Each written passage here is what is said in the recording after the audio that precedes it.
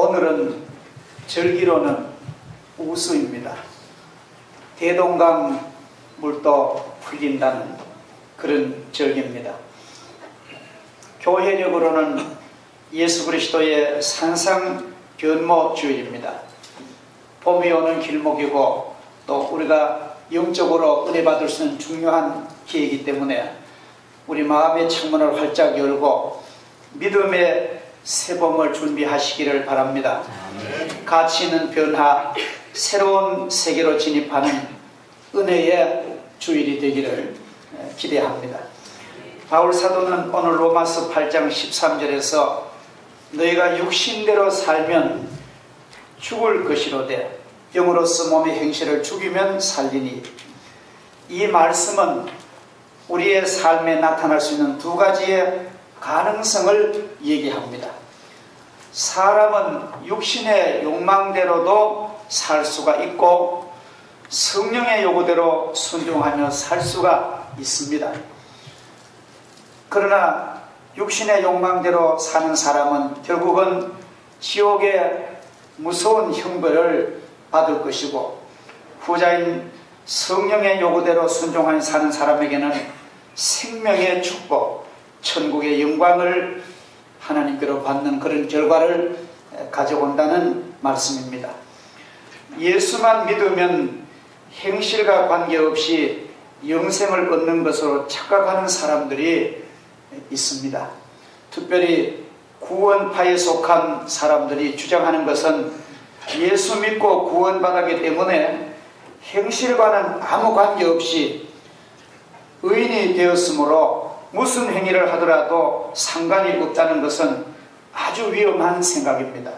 그것은 하나님의 말씀에도 위배되는 것입니다. 하나님의 자녀된 성도들은 성령을 힘입어 끊임없이 육신의 잘못된 행실, 악한 습관을 죽여나가지 않으면 안 된다는 사실을 명심해야 됩니다. 몸을 가진 우리들에게 죄가 유발시키는 악한 행실을 자신의 의지와 노력만으로는 불가능하고, 성령의 도우심을 기도로 힘을 얻으셔서 능동적으로 육신의 욕심, 죄 유혹을 이겨나가야만 합니다. 인간의 마음은 이 밭과 같습니다. 이 사람의 마음을 그냥 가만히 두면은 온갖 잡초가 무성해서 결국은 타락의 길을 걸어갈 수밖에 없습니다.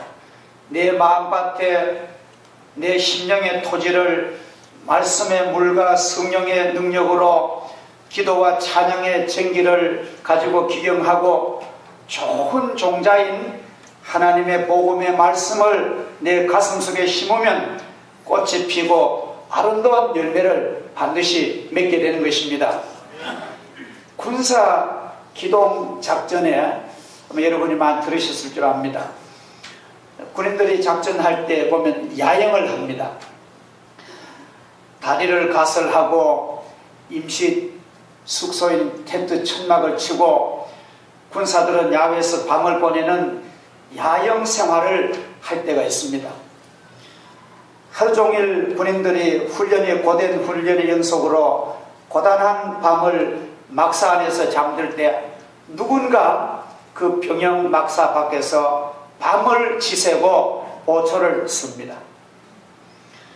이것은 마치 세상의 유혹과 육신의 욕망, 사탄 마귀와 더불어 싸우고 있는 우리 예수 그리스도의 교회의 경우가 아주 비슷합니다. 밤이 깊고 지하의 물결이 도도히 넘치는 이 악한 이 시대에 교회가 야영을 할 때 우리 모두는 보초의 사명을 충실하게 감당해야 합니다. 만약 내 보초 임무가 내가 돌아왔는데 내가 근무에 태만하든지 내가 근무에 이탈하게 되면은 자기 자신은 사탄의 먹이가 되는 것은 물론 사랑하는 동료들, 교우들마저 큰 상처를 입게 되는 그런 불행을 가져옵니다. 존 번연이 쓴 철로역정 한 대목에 보면 이런 내용이 나옵니다. 크리스천이 세상 온갖 유혹과 고난을 다 극복하고 전도자에 가르쳐준 대로 좁은 길을 가서 천국문에 도착을 합니다. 천국문에 도착해서 문을 두드리니까 이내라는 안내원이 나옵니다. 그 안내원이 이 사람 물어요. 당신 이름이 무엇이며 당신은 여기 온 동기가 무엇이며 어떻게 해왔느냐고 구체적으로 물어요. 예, 제 이름은 크리스천입니다. 기독교입니다. 저는 장망성 세상에 장차 망할 도시에 무거운 짐을 지고 괴로워 살다가 고민하는 가운데 전도자의 인도를 받고 온갖 고난과 유혹을 다 거쳐서 이 문까지 왔습니다. 그렇게 이제 묻는 말에 대답을 하니까 그 이내라는 안내자가 이 크리스천을 확 잡아 당기는 거예요. 갑자기 안으로 확 끌어당기는 거예요. 그래서 안에 천국 문 안에 들어가가지고 안도의 숨을 내쉬고 왜 그렇게 나를 잡아 당깁니까? 물으니까 저길 보시오. 그 뒤를 돌아보니까 그 천국문 그 밖에 그 위에 성이 있는데 그 성에서는 아주 노련한 활을 가지고 천국 좁은 길목에 천국문 들어가는 사람을 막 쏘려고 바알세불이 화살을 가지고 있더라고요. 그래서 인내가 하는 말이 여기서 우물쭈물 하다가 여러 사람이 저 마귀의 화살에 죽은 예가 있습니다. 그래서 내가 빨리 들어오라고 당신을 잡아당겼다.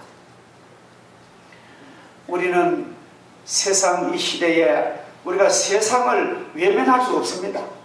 우리 성도들은 이 세상을 저주하고 비관하고 자살하면 안 됩니다. 그러나 그렇다고 또 이 세상에 푹 빠져가지고 이 세상에 동화되어서도 안 되는 것입니다.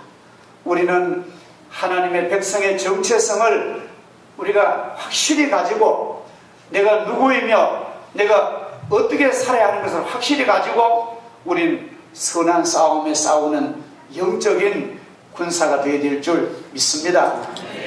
오늘 본문은 성령 안에서의 삶이 어떤 것인지를 아주 잘 설명해 주고 있습니다. 무릇 하나님의 영으로 인도함을 받는 자들은 하나님의 아들이라고 자녀라고 분명히 말합니다.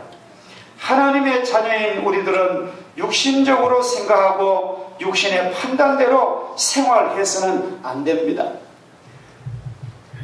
아버지이신 하나님의 뜻에 순종하고 그의 나라와 그의 원하시는 의로운 생활을 해야만 된다고 성경은 가르칩니다. 요한복음 1장 12절에 영접하는 자 곧 그 이름을 믿는 자들에게는 하나님의 자녀가 되는 권세를 주셨으니 모든 사람은 죄를 범했습니다. 이 육신으로는 하나님의 영광의 천국에 이룰 수 없었습니다. 그러나 하나님의 크신 사랑으로 그의 아들 예수님을 갈보리 언덕 십자가에서 피를 흘려 죽게 하심으로 우리는 예수 그리스도의 공로로 멸망하지 않고 영생을 얻게 된 것입니다. 그가 찔림은 우리의 허물을 인함이요 그가 상함은 우리의 죄악을 인함이라. 그가 징계를 받음으로 우리가 평화를 누리고 그가 채찍에 맞음으로 우리는 나음을 받았습니다. 할렐루야. 우리 하나님의 자녀된 성도들은 죄의 종의 영을 받지 아니하고 하나님의 성령의 능력을 받아서 양자가 되고, 그래서 우리는 하나님을 공포의 대상으로 보지 않고 우리는 사랑과 신뢰의 대상으로 아바 아버지라고 우리는 부르고 있습니다. 로마 제국 당시에는 양자가 되자면은 그 사회에 뚜렷한 시민의 7명의 보증을 서야만 양자로 입적이 됐다고 합니다. 우리가 하나님의 양자가 되었고 하나님의 은혜의 세계 법적으로 하나님의 자녀가 된 것은 하나님의 양자가 되었는데 누가 보증해 줬습니까? 성령께서 우리가 하나님의 자녀가 된 것을 보증해 주시고 오늘도 우리 마음속에 말씀해 주시고 인쳐 주신 줄을 믿습니다. 그러므로 이제부터 하나님의 자녀가 되었으므로 하나님을 두려움과 공포의 대상으로 보지 않고 사랑과 은혜 주시는 다정한 아버지 관계가 맺어진 것입니다. 그러므로 믿지 않는 사랑하는 가족과 친지와 이웃 동료들에게 하나님의 자녀가 되도록 아무 대가 없이 은혜로 구원받는 이 사실을 적극 권면해야 될 책임이 우리들에게 있는 것입니다.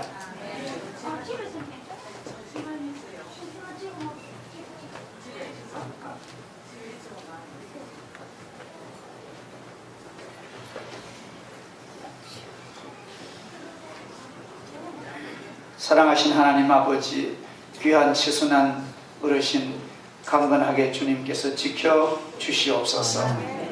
할렐루야. 하나님의 자녀의 생활은 먼저 몸의 행실을 죽여야 합니다. 너희가 육신대로 살면 반드시 죽을 것이로되 영으로서 몸의 행실을 죽이면 살리라고 하셨습니다. 육신의 생각은 하나님과 원수가 되며 하나님의 뜻에 순종하지 않을 뿐 아니라 할 수도 없습니다. 육신에 속한 자는 하나님을 기쁘시게 할 수가 없습니다. 그러므로 우리는 육신의 욕심을 성령의 능력으로 죽여서 성령의 지배를 받는 것이 가장 행복한 삶입니다. 육신의 욕심을 죽이는 것은 내 자신의 의지로는 불가능합니다. 육신의 욕망을 죽이는 것은 내 노력으로는 불가능한 것입니다. 하나님의 성령의 능력을 힘입어야 합니다. 그래서 바울 사도는 성령을 쫓아 행하라, 그리하면 육체의 욕심을 이루지 아니하리라고 말씀하십니다. 우리가 성신 인도함을 받을 때 다시는 죄의 무거운 멍에를 짊어지지 아니하고 하나님의 자녀로서 당당히 성령의 열매를 맺으며 살아갈 수가 있는 것입니다. 자, 그러면 마지막 하나님의 자녀가 받을 영광과 존귀함은 어떻습니까? 하나님의 자녀가 되었다는 것은 하나님의 후계자, 하나님의 상속자가 되었다는 것입니다. 성경이 분명히 오늘 말씀하고 있습니다. 종도 재산을 관리할 수 있고 상속자보다 주인의 재산 액수나 내용을 더 잘 알 수 있으나 종은 주인의 재산을 소유할 수는 없습니다. 그러나 아들은, 딸은, 자녀는 아버지, 주인 되시는 하나님의 그 모든 소유를 내 것으로 상속받을 수 있는 법적인 권리가 있는 것입니다. 그렇죠? 자녀는 아버지의 모든 재산을 자기 것으로 상속받게 되는 것이 권리입니다. 그것은 그 아들이 위대해서도 아니고 노력해서도 아니라 그저 아들이기 때문에 상속자가 되는 것입니다. 우리는 하나님의 상속자입니다. 하나님의 가지신 것은 엄청나게 많습니다. 이 우주의 모든 것이 하나님의 창조의 소유고 하나님의 영광과 존귀, 하나님의 공의와 자유, 하나님의 창조 질서, 아름다운 그 세계, 하나님의 영원한 불변의 천국의 가치, 하늘의 기업, 모든 것이 하나님의 것인데 우리가 하나님의 것을 내가 당당하게 소유한, 우리는 부유한 후계자입니다. 여러분, 우리의 신분이 얼마나 부유한지 알면은요 너무너무 행복한 것입니다. 할렐루야. 우리가 내가 이렇게 부유하신 하나님의 상속자 되었다는 사실을 우리가 깨달으면요 세상에 부럽지 않습니다. 세상 것이 탐욕이 없어져요. 왜? 나는 하나님의 부유하신 아버지의 그 귀한 아들인데 아버지의 것이다 내 것인데 내가 누구가 부럽고 세상에 뭐 부럽고 세상에 우리를 부러워해야 되는 것이죠. 그렇죠? 한 번은 뉴질랜드는 영연방에 속한 국가였지요. 근데 뉴질랜드의 왕이 영국의 빅토리아 여왕의 초대로 영국 런던을 갔어요. 그래서 영국의 그 정부와 그 왕가에서 이제 우리 연방에 왕이 오니까 한번 깜짝 놀라도록 한다고 온갖 준비를 다 해서 화려하게 해놓고 유질 여왕을 초청했는데, 그 여왕이 유리궁궐, 찬란한 크리스탈 유리궁궐을 구경을 시킨 거예요. 유질드 왕 각하 이것 좀 보라고. 얼마나 좋으냐고. 우리 영국은 이런 걸 가졌다 하니까 별로 얼굴에 보니까 감동이 하나도 없더래요. 어떻게 보면 뭐 시시하게 그렇게 보이더란 거예요. 그래서 그렇게 자랑하던 여왕에 의아해서 유질드 왕 어떻게 감동을 안 먹느냐 하니까, 우리 아버지는 이 유리궁보다 훨씬 더 유리궁궐 더 좋은 게 우리 아버지 있다고. 그러니까 깜짝 놀라면서 당신 아버지가 누군데 이보다 더 좋은 유리궁궐 있느냐 하니, 하늘에 계신 아버지 그 좋은 유리궁 여러 번의 이 궁궐과는 비교가 안 된 것입니다. 할렐루야. 우리는 참 그 생명의 영광과 구원의 기쁨 얼마나 크고, 우리가 예수 믿는 사람이 성경에 보면 하나님을 경외한 사람은 그 자손들까지 걸식함을 보지 못합니다. 영적인 것과 육적인 것 하나님이 부유하게 주실 줄 믿습니다. 그래서 우리가 이 기쁨과 이 진리를 마음에 깨닫고 살아가면 우리 일생이 행복한 삶을 살 수가 있는 것입니다. 사랑하신 여러분들, 천국 기업의 주인공이 되셨습니다.